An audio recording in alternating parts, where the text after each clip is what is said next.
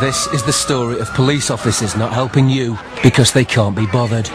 This geezer was crouching down on the floor, and he had blood pouring out of his fucking wrist. No, I didn't see him. This is the story of sexism at the heart of the police.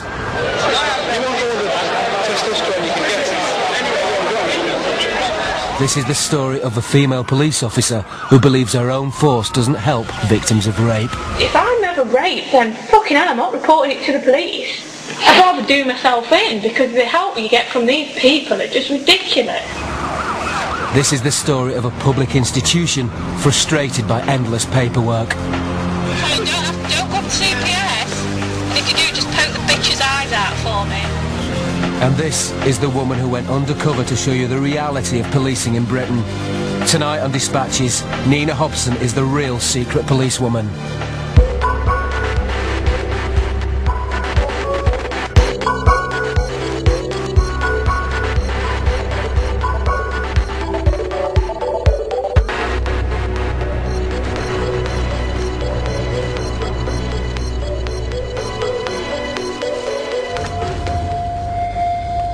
January 2006, and Nina Hobson arrives at Leicestershire Police Headquarters to receive an award for her outstanding performance as a police officer. Invite Nina Hobson to come forward. Deputy Chief Constable David Lindley congratulates Nina and a colleague on their work. Their commitment to the victims of harassment was clear, as was their enthusiasm, which has made me extremely proud, as indeed it has the rest of the Scotland. Leicestershire's Chief Constable Matt Baggott presents the award himself. What neither he nor his deputy know is that Nina Hobson is an undercover reporter. As part of a Dispatches investigation, Nina had rejoined the police 9 months earlier.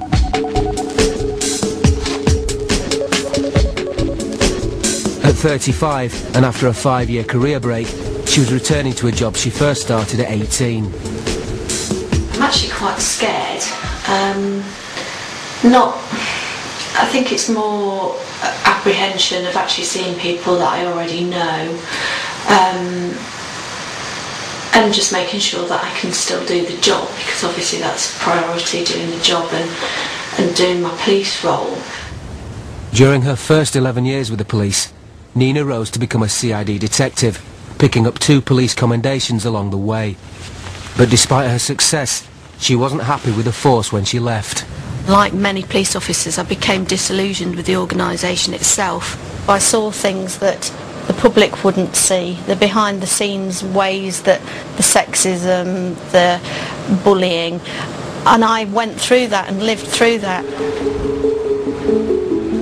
After 5 years working in TV and media, Nina is back in the police, this time for Dispatches. But she finds things at the station haven't changed. Every shift starts with a briefing, but it's not police business that's the first item on the agenda.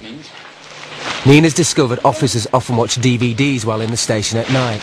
Her sergeant throws in this suggestion. You've got any porn tonight, because there's no women here after midnight. That's a sexist comment, Sergeant. There's no women here after midnight, so you can watch porn for a change.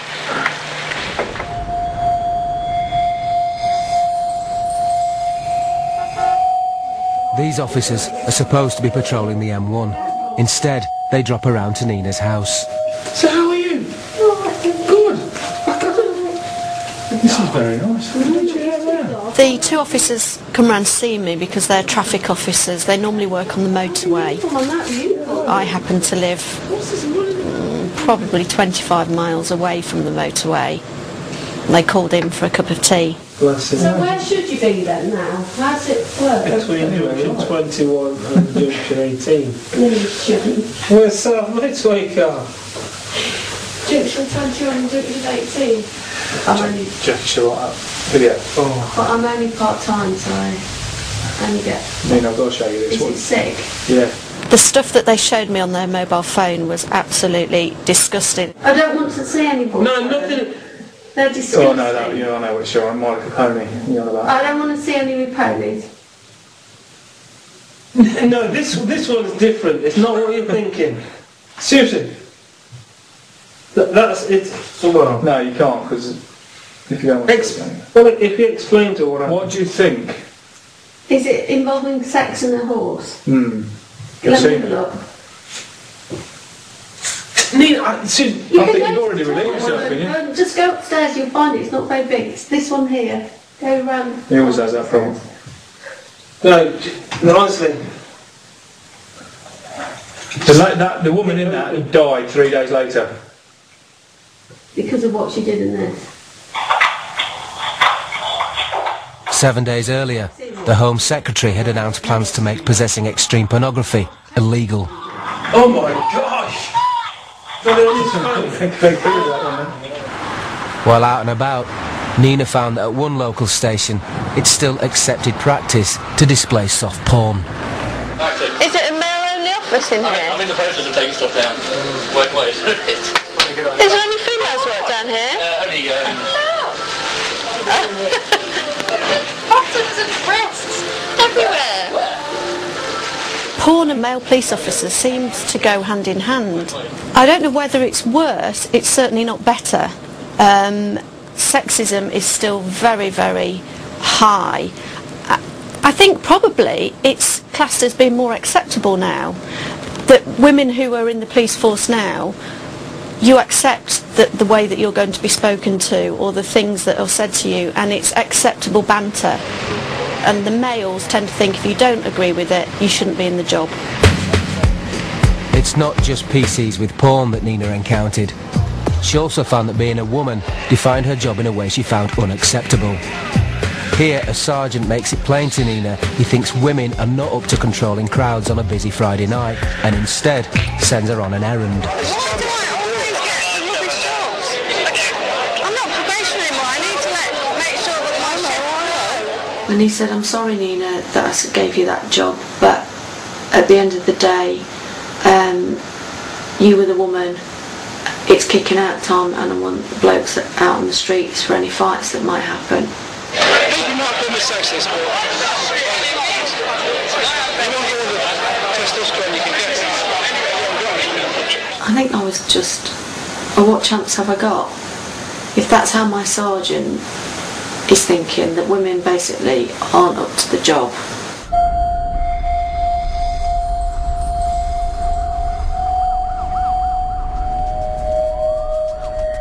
What I saw was endemic sexism, but taken for granted every day, the real world. This is men's real world, where they objectify women, where they watch pornography, where they make jokes about women's bodies. How can they firstly respect the women officers who they work with because of that, but also deal respectfully with women who are coming in complaining about sexual violence? The sergeant isn't alone in believing some aspects of police work aren't suitable for women. So why didn't you want your girlfriend to join? There's certain aspects of this job that I don't think women should have to do, really. I'm probably a bit old-fashioned when it comes to that. I don't think women should have to grapple around on the street with pissheads that shout and scream in their faces. I don't think women should have to deal with, like, other violent arseholes, you know. I guess I'm chauvinistic when it comes to that. I just think, you know, in an ideal world it would be nicer if they didn't have to. There's other things though that I would shirk away from, like dealing with a rape, for example. So I guess it's like saying that women have got the uses. It's not. 3 months later, the same officer... 3 months later, the same officer is confronted by a woman who says she's been raped. He decides to consult a senior officer on what to do before leaving the scene. What happened with that rape the other night? Oh, it was supposedly genuine, wasn't it? Because no, last I heard it was, and then a load of others come forward describing the same bloke and the same MO. One thought to us while we were there. We spoke to her.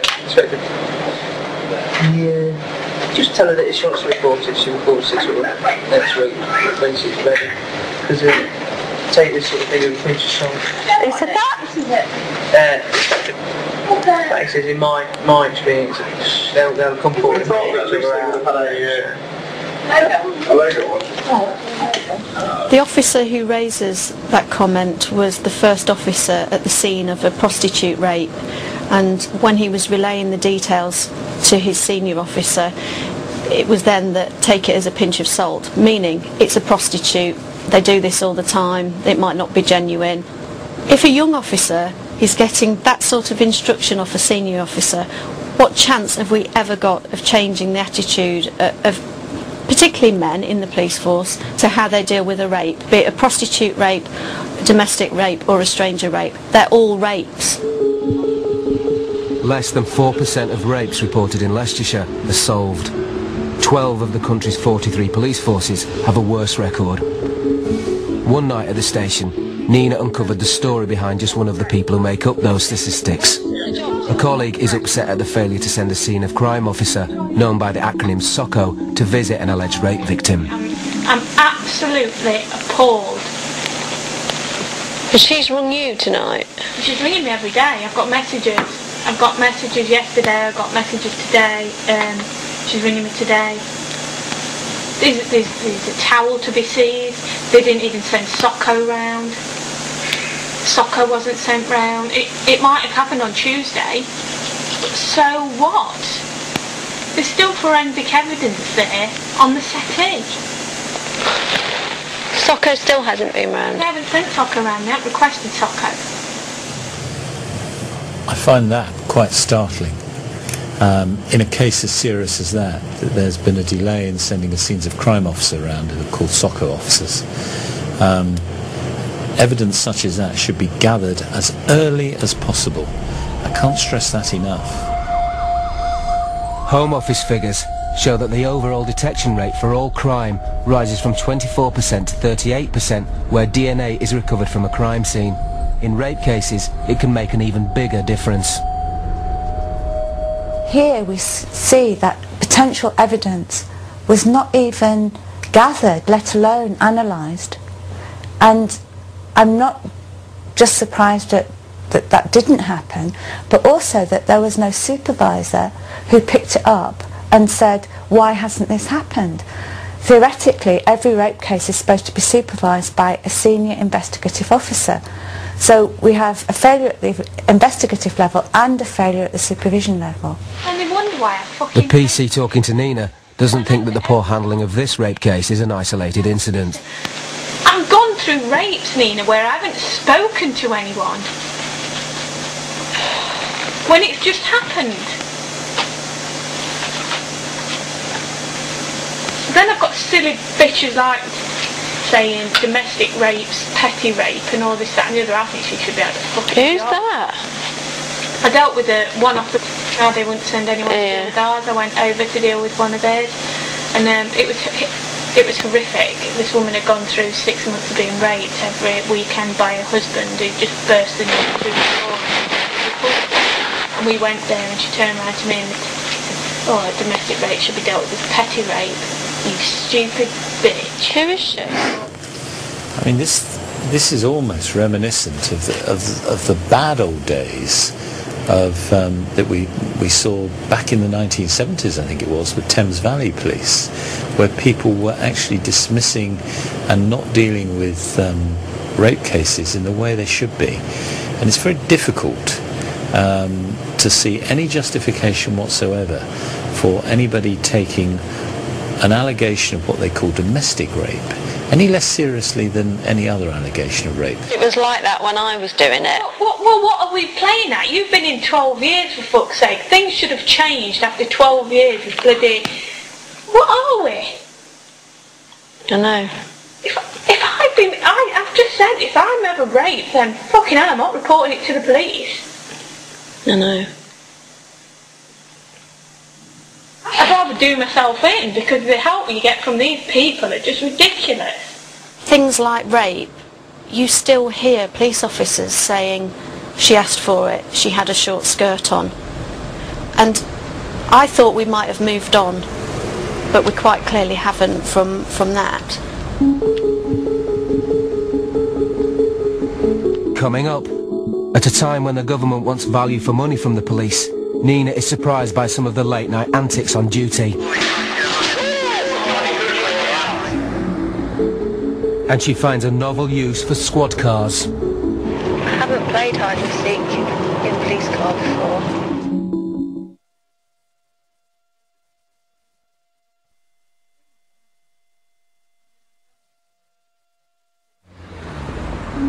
Nina Hobson is a police officer with over 11 years' experience.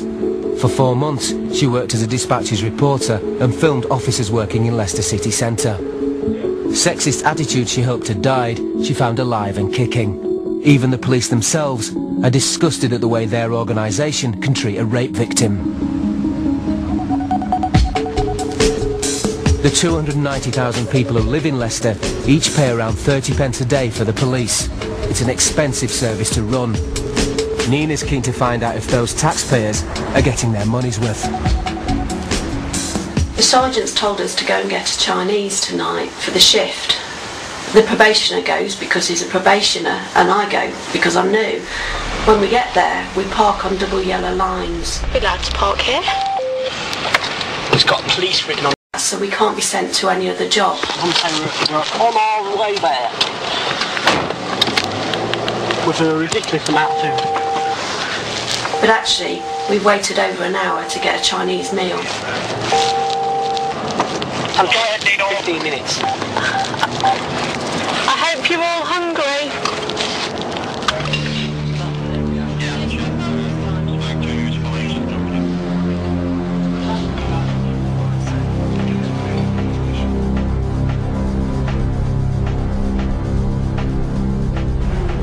Nina's rejoined the police as the UK's 43 forces are going through their biggest period of change since the 1960s.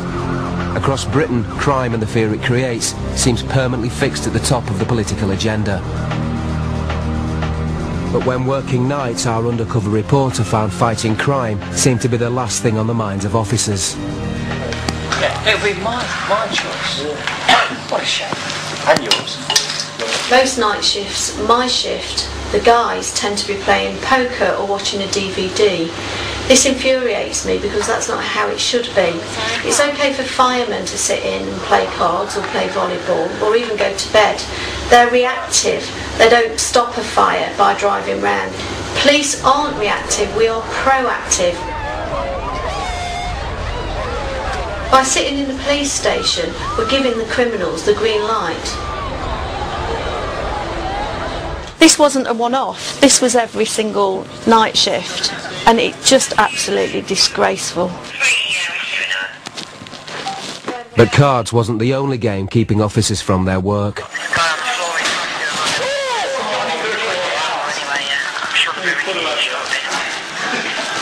This here is the custody suite. The custody suite is the area where prisoners go once they've been arrested or detained.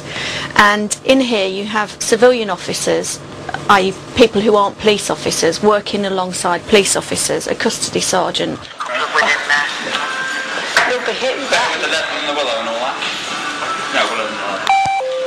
Willow on the leather. They've decided to play cricket along the corridor, which is all well and good if there's no prisoners there, if you've got nothing to do. But unfortunately here, I was actually waiting with a prisoner to bring them into the custody area. And rather than just stop their cricket and say, OK, Nina's here with a prisoner, they continued to play cricket and I was left to wait. Time wasting at night was habitual. What follows was recorded on just one night. Okay, do you want to play the game with me? What game is that you want me to play? The hide and seek. About 11 o'clock, I got a radio message from one of the police officers saying we're going to now start and play hide and seek. The game can't start till 12:30. Apparently that's the rules, that's the law.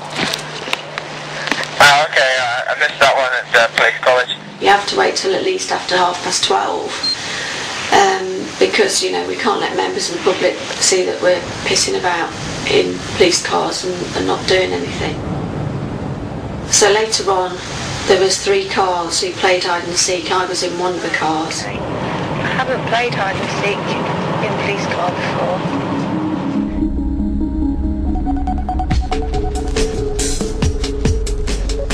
Telling me that this is how we did it. We had certain rules, that you had 15 minutes to hide, in which people had to try and find you, and you had to stay still at all times, and then every 15 minutes you'd be given another clue.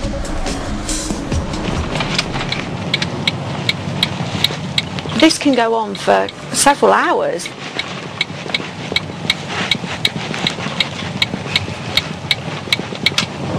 There they are.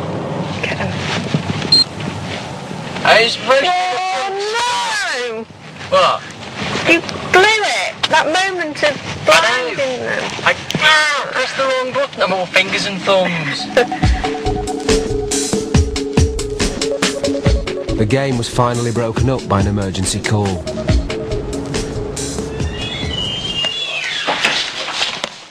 "7 hours into the same shift, and all officers are confined to the station." It's 5:30 in the morning. The radios went down at 5 o'clock, so nobody's allowed out till the radios are back on. The lads are playing poker again. Been playing for about an hour. A few more now joining. So at the moment it's the ideal time to do crime. £2 a chip. You have a clique, which tend to be, I think, the police officers, the boys who join the police force because if they think it makes them macho. And they're the ones who tend to be in the clique who say, well, we can sit and play cards. There's a definite diversion within the shift because you have got your officers who are the hard workers, and everybody knows that they're the harder working officers. They're the ones who turn out to the jobs. They're the ones who respond first to the incidents that come out on the radio, and it does cause real problem. There's a friction between the people on the shift. As the night comes to a close, that friction becomes clear. It just annoys me that there's no effort made by anyone To help out. They'll be off at 7, bang on. Yeah. Having spent the last 3 hours playing cards. Yeah. Whereas I've spent the last 3 hours or 2 hours doing a file, then turned out to a job when they asked us to. And then, because they've got your number for going to a job, you get sent to some shit.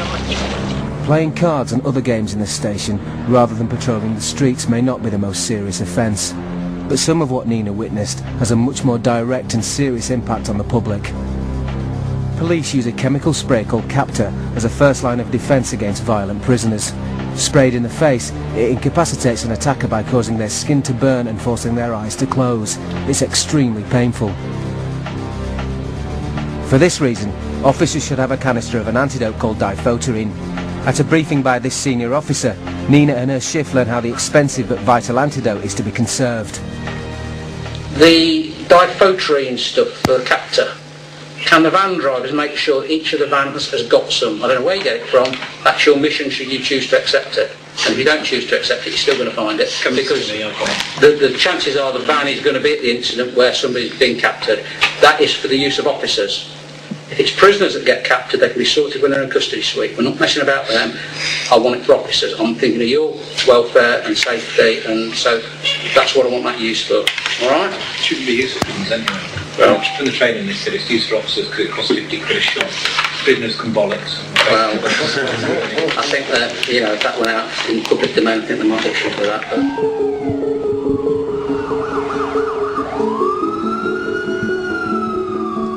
on another occasion, Nina was shocked by what happened when two officers near the end of their shift were asked to come to the aid of a woman being roughed up in the street by a man. Go back in. Yeah.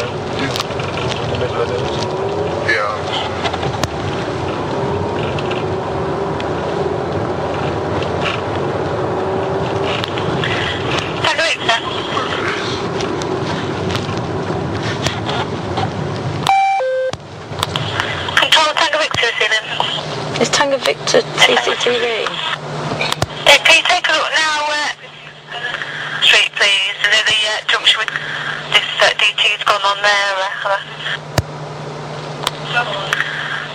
Patrol any choice here, mobile able to attend street near the market entrance. Apparently there's a DT male trying to force a female along. Started up outside, seem to be going up the street now. Anyone to attend to them?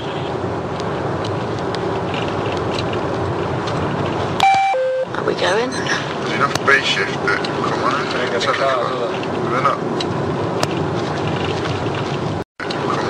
Let's have a look. They're not. Despite being very close to the incident, the officers failed to respond. It's 3.5 minutes before another unit answers the call from the police control room.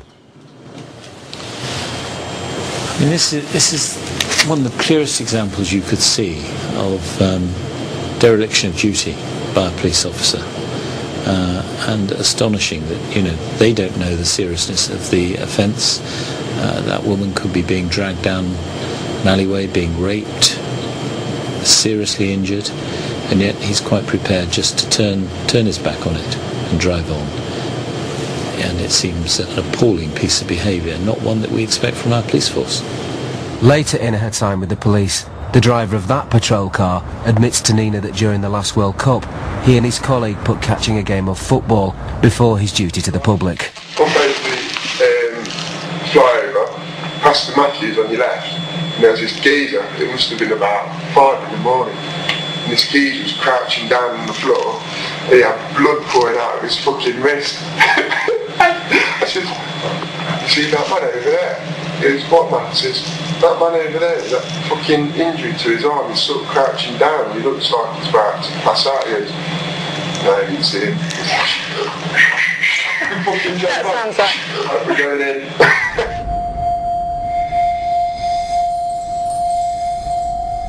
It just makes my stomach churn. How can you say you are a police officer who has to look after members of the public? That is your job.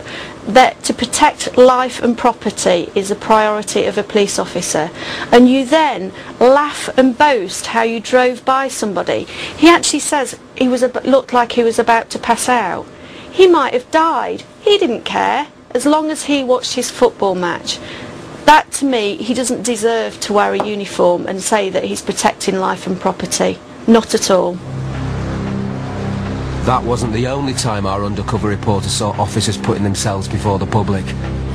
On this occasion, Nina and her crewmate had just returned to the station to eat, known in the police jargon as mealing.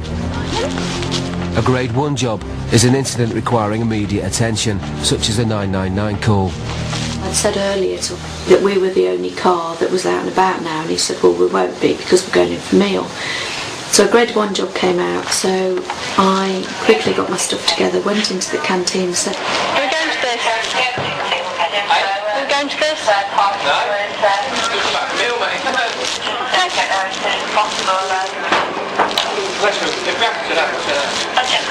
So I went back into PC and said, he's refused to go with me, and at which point she got called to another job because she got the van. He won't go out on me because he's not turning out because he's mealing. So do you want me to come with you? Yeah, I'll get him to go. I'll go. 3 other officers were mealing at the same time. They all stood up and said, "We're going."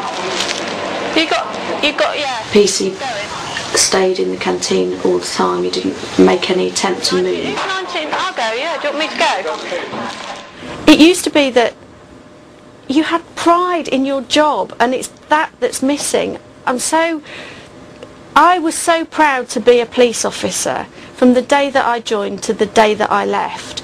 These people aren't proud to be police officers.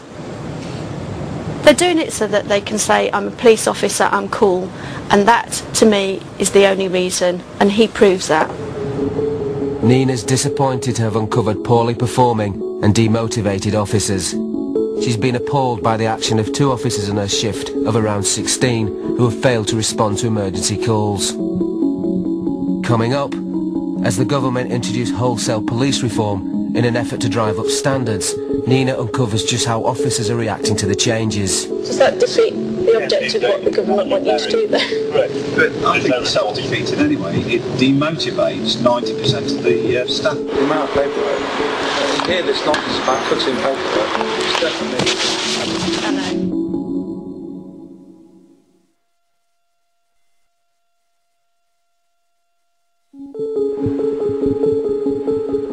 Undercover reporter PC Nina Hobson filmed the Leicestershire Police for 4 months.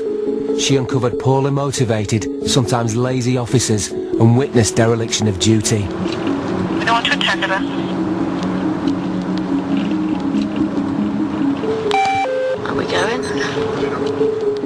The government has introduced targets and performance-related pay in a drive to improve standards. Most of the police officers hate the targets. They feel that they're doing things differently now purely to make the government happy, purely for the Chief Constable of Leicestershire to put the right figures into the Home Office. Everyone seems obsessed with targets, though. That seems to be the buzzword. It's the government thing at the moment, isn't it? I don't really understand it, and that's probably because... The only thing that you're actually assessed on, or one of the key performance indicators, is your detection rate and your prisoner rate. So how many prisoners have you got and how many detections have you got? Targets include the number of arrests and detections or crimes an officer has cleared up. The government hopes that the measures will drive down crime. In Leicestershire, these figures play a big part in grading each officer on a scale of 1 to 3. Those officers in Group 1 are eligible for a bonus of up to £2,000. Yeah. But if you want my honest opinion, I would never ever go for a 1. Because it ain't, I think it's so divisive and so, people get so wound. Why are they better than me? You know, just because they've done this, I've done this. Very, very subjective. Yeah. So, my view has been, I won't go for the money. And if I went for the money, I'd share it with the shift. Right. That's what one of our shifts that I went on, that's what they did. They picked someone, right, well, we'll put everything through you, we'll put everything through that person, and then they shared the money out. Wow. I thought that was much better, that's teamwork. Yeah. You know, but, you know, if you can agree on that, then that's fine. Does that defeat the objective of what the government want you to do then? But I think it's self-defeating anyway. It demotivates 90% of the staffing. I don't think it motivates those that are exceptional anyway. Those that are exceptional, they know they're exceptional and everybody knows they're exceptional as well. You know the person who's going out getting their prisoners, always enthusiastic and things like that. And they say, well, that rewards them. To what end? I'm not sure what end. The inspector is talking about the premium which is increasingly attached, as Nina discovered to her horror, to not how well you do your job. It's down to how many numbers you can generate in terms of the numbers of arrests you'll make that result in a detection which the force as a whole can then claim in the figures that it sends back to the Home Office. Because that's what's driving everything. It's the numbers that count, not how well you do your job. For me personally, I considered myself to be a good police officer. The jobs that I did to the best of my ability, and the victim or the public was always my number one priority. For example, I was a rape officer, so I could spend a week with a rape victim, which takes me away from being able to achieve my targets. I could then be taken into the office and told, well, you haven't reached your targets. Forget the fact you've been dealing with a rape victim or a child who's been abused. You haven't reached your target. You haven't reached your detection rate. Well, you can't run the police force like that. The targets are being used as a way of trying to motivate the rest by saying, if you give us the right numbers, we'll give you more money. So the cynics are just saying, well, okay, if that's a way of earning more money, we'll find ways of giving them the numbers. And we still don't need to do anything because nobody's really supervising us. As Nina and 2 colleagues complete paperwork in the station, she learns exactly how to create the right numbers. Yeah. Go into a shop, and they all select chewing gum. Yeah. They all leave the store with chewing gum. Yeah. And brought back to the store. They all say that they do it themselves. They're passing between them, but they do it themselves. It's their own decision to do. Silver Street. 4 crime plots. 4 offences of theft. Would you? One agreed. I would do these days to get detections because that's 4. Because it used to be that'd be because they're all doing it. Joint effort, but what they're doing now is detection, sanction detections is the name of the game. Detections are the name of the game, so if we're going to play it like that, and people are saying they've acted independently, then if we're going to play the numbers rule, then if we're going to play the numbers rule, then that's 4 detections. That's what we did yesterday with there was 4 shoplifts, we left 1 alone, but 3. We've done 3 individual crime reports. Which is what I'll be doing. So is isn't that why they're saying that we're getting really high crime then? Because we have to do everything. Because you're having to crime it specifically. If we're turning one crime into 4 for the sake of the figures, then the public aren't getting a true record of what's really going on. Right. You see, what I would do is I'll reprimand one, create a crime report to take it. I'll do the next reprimand, I'll do the crime report, I'll link it, so that way upstairs won't put them together. It's harder for them to pick up. The reason the officers don't want their action to be picked up is that they're breaking the Home Office rules on counting crime. A police inspectorate report on Leicestershire published in October said the force itself had looked into the issue and found significant variances between the Home Office rules and practice on the ground.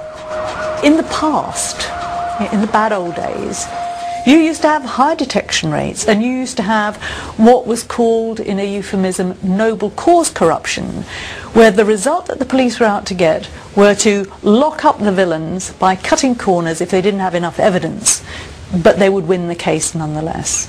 Now that, of course, led to a lot of malpractice.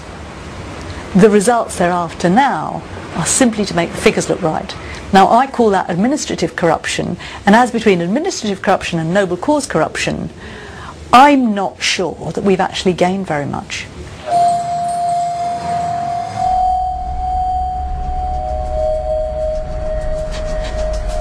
Not only have targets changed the force itself, but also the way officers deal with the public.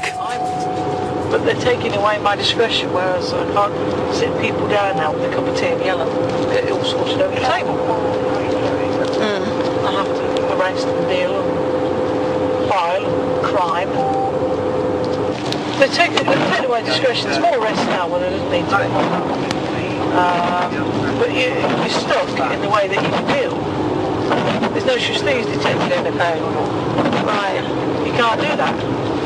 You have to have a reason why you do it, all the rest of it and all the rest of it. So you can't say, right, yeah, dealt with it, everybody's happy, they've had a bollocking, which is all they wanted to do the person that happened in the first place. The great thing about the police force was we were given discretion. That's now gone, so in the past where you would probably say, don't do it again, you now are actually giving somebody a criminal record because it reaches a target. Once an officer has made an arrest, a decision has to be made whether or not to charge a suspect. Once charged, they'll be going to court. Here too, the government has made changes. The police used to decide who was charged, but now that decision is taken by the Crown Prosecution Service. The government's plan was to cut down on wasted court time. Many officers resent the change and complain that the new system wastes their time with mountains of paperwork. Like, for example, offender details, where you fill it out on the custody record, you fill it out on the Phoenix form, you fill it out on the circumstances form, you fill it out again on the computer on the offender sheet. It's just really repetitive. It's one of the main complaints I hear from police officers is what we're just hearing here. The repetitive nature of their job, how they've become more clerical officers rather than police officers. They're not on the street, catching the criminals, doing what they thought they were signing up to do when they joined the police force. Being convicted of a crime is a 3-stage process. Suspects are arrested, some of them are charged, and a proportion of this group are then taken to court. The CPS now have to demand all the paperwork for a trial before they decide whether to charge someone in the first place. This leaves the police feeling they're wasting a lot of time gathering information for cases that'll go nowhere. The process is called preparing a file, and as this CPS lawyer explains, without one, she won't make any decisions. And we won't charge them until they're apple pie and all in order. Yeah. And that's part of that process is, and it's something really that, you know, senior officers just going to have to accommodate that.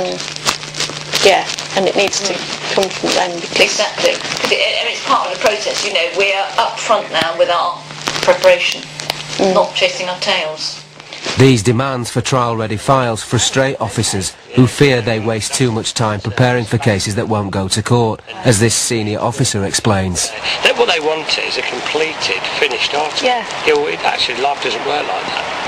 and there's nothing that says you have to do that. We're actually in combat with them at the minute. Yeah, and I said to her, what's the relationship with the police then? And she said, oh, we've got a fantastic relationship. And I thought that's one thing I've really noticed. It's them and us now. And it did actually, we did used to work with CPS. No, they're difficult. One of Nina's sergeants believes it's this new CPS system that lies at the heart of the problem of police bureaucracy. The amount of paperwork.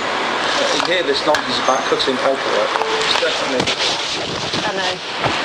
I know. With CPS taking over the decision making, they basically want a full file before they make a decision. Yeah. I've had some... A recent Home Office report has found that officers spend 43% of their time in the station and that 41% of that time was spent on preparation of prosecution files and other paperwork. I get to see him tomorrow. My day's been really frustrating. I feel I've got absolutely nowhere because my prisoner, I don't think, will go anywhere. But it's taken a whole 9 hours. Yeah, 9 hours to process him. So that's 2 police officers off the street for 9 hours. For what? That's reflected very often in what we do at police stations as well. I mean, we're now finding we're going back to police stations 3, 4, 5 times, sometimes before a decision is made not to charge. And yet government ministers seem somewhat surprised that the cost to the legal aid fund is increasing, and however much we try and explain to them there's a lot of wastage and wasted time within the system, they don't seem to understand it. Frustration at delays and mounting paperwork often leads to a breakdown in relations between the police and the CPS. Don't go up to CPS, and if you do, just poke the bitch's eyes out for me. Okay. Excuse me, you CPS? Yeah, did you see an officer earlier on? Yes, I did. Did you have your MG3 over there or anything? Yeah. Was it signed? Yep. What's the problem then? She was really off. Nina said that she felt awkward in there. It was horrible. She did feel awkward. She was horrible. She sent me so many tasks. There was them and us. The CPS and the police used to work very closely together, and it was them v the defence. But now it feels very much that it's the defence, the CPS and the police all pulling in separate directions. The Chief Crown Prosecutor of Leicestershire, Martin Howard, said, I do not believe that this accurately reflects the professionalism of Leicestershire Constabulary or the good working relationship between the police and CPS staff. The charging programme is a new way of working with police which involves the building of robust and sustainable cases from the start. In February 2006, an independent review team conducted a detailed analysis of our charging scheme.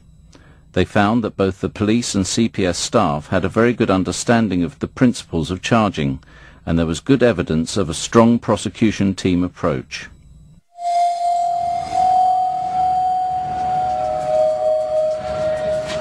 After 4 months filming, 16 years after she first picked up her warrant card, it's time for Nina to leave the police and return to civilian life. 16 years. 16 years. I've been with the police. But now it's over, and I knew that it would be over when I went into making this programme. But actually the reality is a lot harder than I thought it would be. But I hope that everybody realises why I've made the programme, and I hope that it changes things for the people who are still in the police, the people who do give up so much to be good police officers and who should be supported and not just totally browbeaten by the bureaucracy and the government and the system. On January the 24th, 2006, Nina Hobson was awarded the Chief Constable's recognition of outstanding work. 3 months later, the Chief Constable watched the programme you've just seen. What can I say first? You've just seen.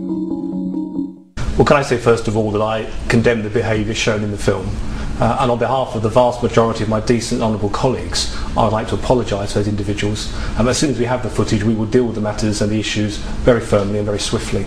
what we saw in the film suggests there is a culture of sexism permeating the force. Well, can I say again that sexism is unacceptable. It has no place in one organisation, and nearly half of the colleagues I commended last year were female colleagues and valued colleagues. Some of the most shocking material relates specifically to rape and the idea that officers aren't collecting evidence, that they're not taking allegations seriously. In the National League table of forces, you are already well down the list. You come something like 30th out of 42 in the number of rapists that you catch. It explains why, doesn't it, when you see behaviour like that? Well, rape is a despicable and horrendous crime, and it makes no difference who the victims are. I need to say that very clearly and very straightforwardly. Rape is a horrendous crime. Our detection rate, actually, last year we convicted dozens of people for rape. We've recently carried out a major review of how we conduct rape, and there will be many people who are satisfied with our approach. I don't want a single victim of crime, a single victim of rape not coming forward, because we have many victims who have had a fantastic service from us. We will clearly look at the incident you've shown on this film. We will forensically explore it, and we will learn the lessons from it. What you see is someone joking about driving past a man bleeding in the street, officers not responding to a woman being attacked. Isn't that an absolute dereliction of duty? Well, I am not going to condone the behaviour of individuals and their neglect of duty. As soon as we have the footage, we will look very carefully at what we have there, and we will deal with it swiftly and firmly. I am not going to condone, on behalf of the vast majority of my good colleagues who do not deal with incidents as they should. I'm going to condemn that behaviour very clearly. What comes through most clearly in part 3 is a real sense of demoralised good officers who feel they are being suffocated by targets, by bureaucracy. How much sympathy do you have with them? I'm a great believer that we are accountable for the public money that we're given. And I'm a great believer that as police officers we have to be accountable for the arrests we make, detections we have, and the quality of what we do. And I think what we see is a much more intense spotlight on police accountability. I fully support that, and I'm fully behind that, and it's something that I'm driving through in terms of reform. I believe the vast majority of our colleagues actually accept that, because they do an absolutely fantastic job on the people they serve. But if we have individuals that still need to accept their own accountability, we clearly will take measures to do that.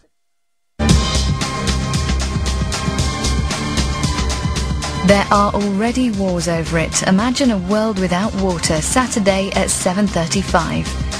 Next tonight, a big cast for a big movie. Robert De Niro, Brad Pitt, Kevin Bacon and Minnie Driver in a tale of revenge.